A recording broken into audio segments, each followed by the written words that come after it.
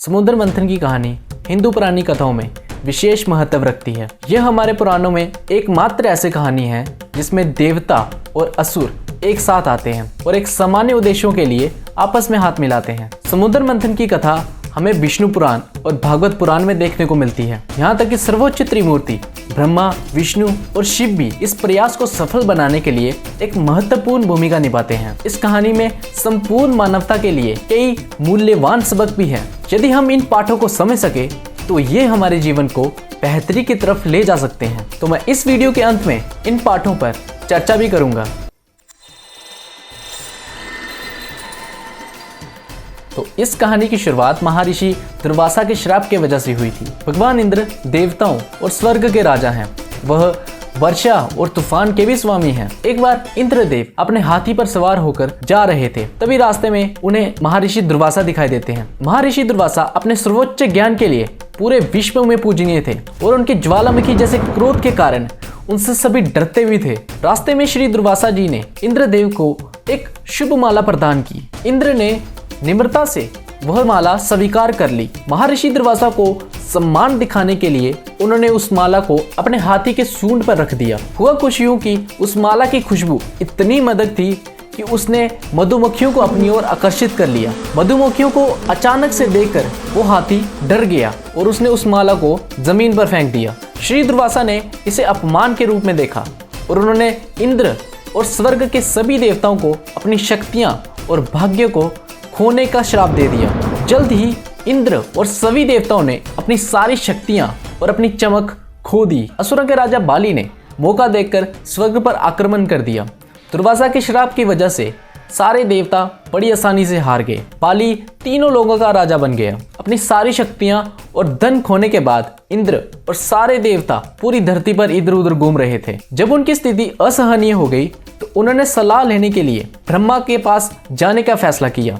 जब देवता ब्रह्मा के पास ब्रह्मलोक में पहुंचे तो उन्होंने ब्रह्मा को कमल के ऊपर बैठकर ध्यान करते हुए पाया। फिर सभी देवताओं ने ब्रह्मा जी के आगे दंडवत प्रणाम किया और फिर थोड़ी देर बाद ब्रह्मा जी ने अपनी आंखें खोली और उन सभी देवताओं को आशीर्वाद दिया। इंद्र ने अपने दुख के बारे में ब्रह्मा जी को बताया और उनकी सहायता करने के लिए उनसे अनुरोध किया। ब्रह्मा जी ने देवताओं को अपनी समस्या का समाधान पाने के लिए विष्णु जी के पास जाने को कहा। इंद्र के नेतृत्व में सभी देवता विष्णु जी के पास सहायता मांगने के लिए गए। देवताओं के दुख के बारे में सुनकर विष्णु जी ने उनकी सहायता करने का वादा किया। विष्णु जी ने देवताओं को एक सलाह दी जिसमें उन्होंने कहा, सिर्फ एकमात्र ही चीज तुम्हारी चमक और तुम्हारी शक्तियों को वापस ला सकती है और वो है अमृत, जो कि समुद्र मंथन के बाद ही निकलेगा। देवता इस बात को सुनकर उत्साहित हो गए और समुद्र मंथन करने के लिए उत्साहित होने लगे। हालांकि विष्णु जी उनका सपना तोड़ते हुए बोले कि उनकी वर्तमान स्थिति के कारण वे स्वयं समुद्र मंथन नहीं कर सकते, उन्हें असुरों की भी सहायता लेनी पड़ेगी। ये बात सुनकर सभी देवता सोच में पड़ गए। देवता और असुर स्थायी शत्रु थे जो युगों युगों से एक दूसरे के साथ युद्ध में उलझे हुए थे। असुरों से सहायता मांगने के विचार मात्र से ही वे सब बेचैन होने लग पड़े थे। हालांकि कोई अन्य विकल्प नहीं था, क्योंकि देवताओं के बाद सिर्फ असुरों के पास ही इतना बड़ा कार्य करने की शक्ति थी। लेकिन इंद्रदेव चिंता में थे कि असुरों के राजा बाली से वे कैसे संपर्क करें। तभी भगवान विष्णु ने उनको तरीका बताया जिससे असुर समुद्र मंथन करने के लिए मजबूर हो जाएंगे। भगवान विष्णु के मार्गदर्शन और आशीर्वाद से इंद्रदेव असुरों के राजा बाली के भवन में पहुंचे। बाली अन्य असुरों जैसा नहीं था। वह भगवान विष्णु के सबसे महान भक्त प्रहलाद जी का पोता था। वह धैर्यवान और समझदार थे, इसलिए अपने कुछ असुर मित्रों के विरोध के बाद भी उन्होंने इंद्र की बात सुनने का फैसला किया। इंद्र ने समुद्र मंथन की सारी प्रक्रिया बताई और प्रस्ताव दिया कि देवता और असुर अमृत सहित जितनी भी चीजें समुद्र मंथन से निकलेंगी वह सभी आपस में बांट लेंगे। वहां मौजूद सेनापतियों ने इंद्र के प्रस्ताव पर हंसना शुरू कर दिया और कहा कि असुर स्वयं समुद्र मंथन करेंगे और सारी संपत्ति के खुद राजा बन जाएंगे। इंद्र उनके प्रलाप से परेशान नहीं हुए और बल्कि बड़ी समझदारी से उन्हें बताया कि देवता और असुर अकेले इस समुद्र मंथन की प्रक्रिया को पूरा नहीं कर सकते। बाली ने स्थिति पर विचार किया और अंत में इंद्र के इस प्रस्ताव को सहमति दी और इसके साथ ही ब्रह्मांड की स्थापना के बाद पहली बार असुर और देवताओं का एक महागठबंधन बना। हालांकि कार्य पूरा होने पर असुरों और देवताओं ने अमृत को सिर्फ अपने पास रखने की बहुत सारी योजनाएं बनाई। लेकिन उससे पहले देवताओं और असुरों का पहला कार्य समुद्र मंथन के लिए पृथ्वी के केंद्र में स्थित मंदराचल पर्वत को उखाड़ना था। इसे समुद्र मंथन के लिए मंथन की छड़ी के रूप में इस्तेमाल किया जाना था। महान पर्वत की पूजा करने के बाद अपनी अपार शक्ति के कारण असुर और देवताओं के संयुक्त सेनाओं ने उसे उखाड़ फेंका और क्षीर सागर की ओर एक लंबी यात्रा शुरू की।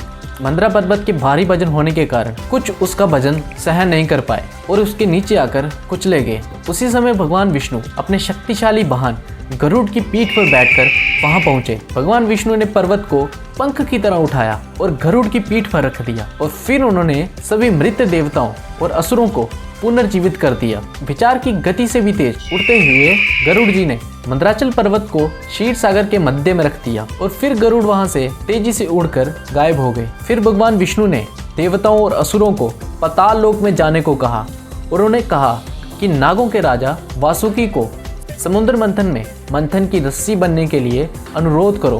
पहले तो वासुकी ने उनकी सहायता करने के लिए इनकार कर दिया। उन्हें डर था कि समुद्र मंथन में घर्षण से उनकी त्वचा के टुकड़े टुकड़े हो जाएंगे।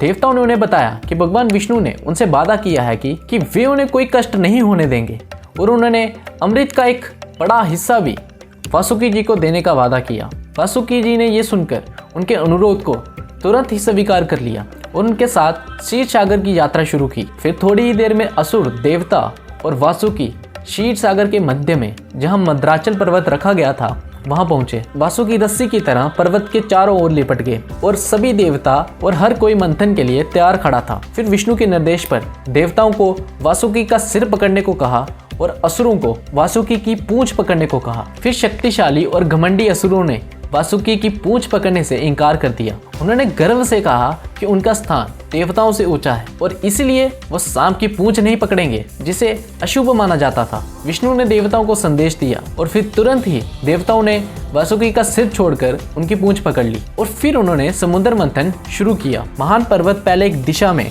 और फिर दूसरी दिशा में बढ़ने लगा, जिससे समुद्र में झाग बनने लगा। मंथन से शरीर पर पड़ने वाले दबाव के कारण वासुकी ने अपने मुंह से गहरे गर्म धुएं का उत्सर्जन किया, जिससे असुरों को अत्यधिक पीड़ा हुई।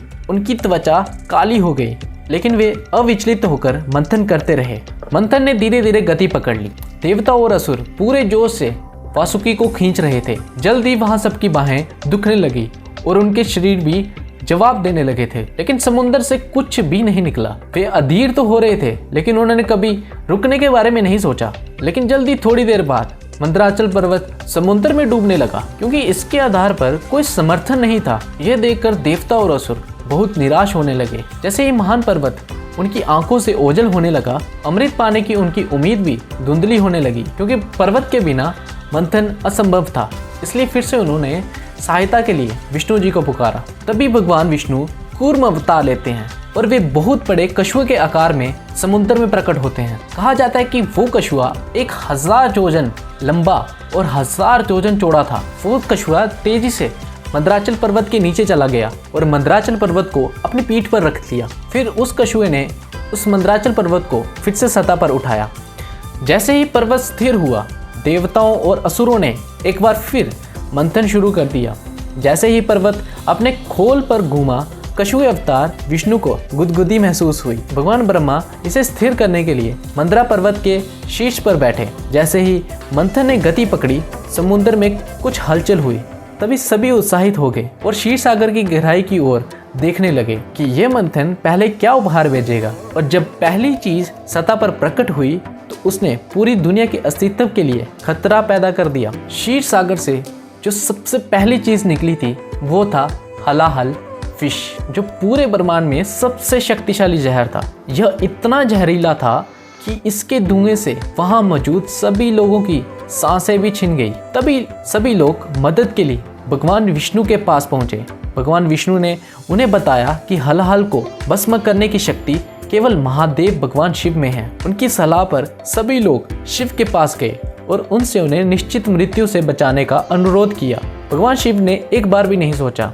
वह उठे और सारा हलाहल अपनी हथेली में इकट्ठा कर लिया और फिर वो सारा जहर एक ही घूंट में पी गए। जैसे ही शिव ने इसे पीना शुरू किया, उनकी पत्नी माँ पार्वती ने अपना दाहिना हाथ उनकी गर्दन पर रख दिया। उनके हाथ के कारण जहर शिव जी के गले के नीचे प्रवेश नहीं कर पाया और वह सारा जहर भगवान शिव जी के गले पर ही ठहर गया। जहर इतना शक्तिशाली था कि शिव की गर्दन नीली हो गई। सभी ने शिव जी की स्तुति गाई और उन्हें नीले गले वाले नीलकंठ का नाम दिया गया। ऐसा कहा जाता है कि हलाहल विष की कुछ बूंदें शिव जी के हाथों से छूट गई और उसे सांपों और बिच्छू ने पी लिया। शिव जी द्वारा हलाहल से सभी की जान बचाने के बाद देवताओं और असुरों ने फिर से मंथन को शुरू किया और जल्द ही समुद्र से दिव्य उपहार प्रकट होने लगे।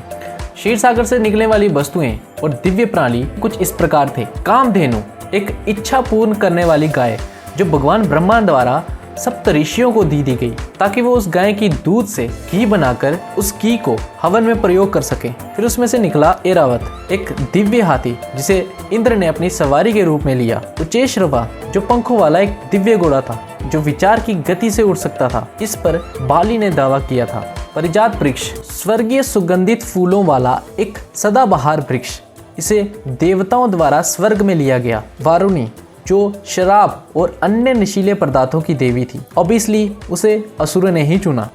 अप्सराएं, उत्तम सौंदर्य वाली दिव्य अप्सराओं ने स्वर्ग को अपने घर के रूप में चुना। माँ लक्ष्मी, जब माँ लक्ष्मी समुद्र से निकली तो उनके आभूषण इतने तेज चमक रहे थे कि सभी ने अपनी आंखें बंद कर ली और माँ लक्ष्मी को भगवान विष्णु ने अपनी पत्नी के रूप में चुना। चंद्रमा, इसके बाद चंद्रमा समुद्र से निकला और उसने भगवान शिव के माथे पर अपना स्थान पाया। कस्तूरबा रत्न, चमकदार लाल रत्न भगवान विष्णु को अर्पित किया गया जिन्होंने इसे अपने गले में धारण किया। कुछ ग्रंथों के अनुसार भगवान विष्णु का शंख और उनका सारंग धनुष भी सागर से ही निकला था। और अंत में अन्य सभी उपहारों के बाद देवताओं के चिकित्सक भगवान धन्वंतरी अमृत से भरा हुआ बर्तन लेकर क्षीर सागर से बाहर प्रकट हुए। अमृत प्रकट होते ही सभी समुद्र मंथन को छोड़कर उनके पीछे भागने लगे। हालांकि असुर ज्यादा शक्तिशाली होने के कारण उन्होंने भगवान धन्वंतरी से वो अमृत छीन लिया और वो भाग गए।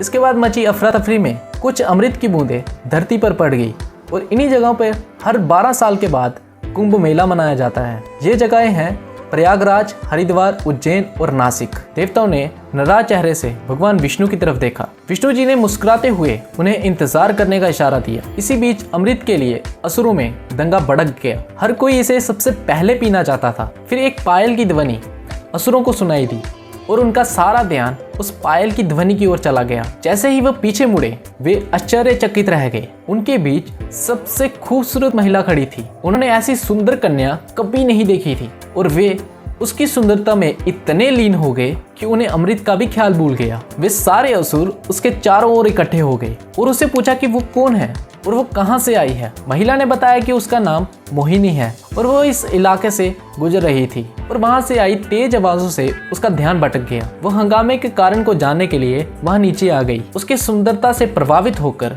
असुरों ने उसे अमृत के बारे में बता दिया और उससे उसे उन्हें समान रूप में वितरित करने का अनुरोध किया। मोहिनी वेश में भगवान विष्णु उनके इस प्रस्ताव पर मुस्कुराए। तब मोहिनी ने कहा कि वह तभी सहमत होगी इसका कुछ हिस्सा देवताओं को भी मिला जाए। उसकी सुंदरता पर मोहित हुए असुर तुरंत ही उसकी शर्तों पर सहमत हो गए। मोहिनी ने देवताओं और असुरों को एक दूसरे के सामने बैठने को कहा। उसने उनसे कहा कि वो देवताओं और असुरों को बारी बारी अमृत वितरित करेगी। देवताओं और असुरों ने तुरंत ही अपना अपना स्थान ग्रहण किया और मोहिनी ने अमृत बांटना शुरू कर दिया।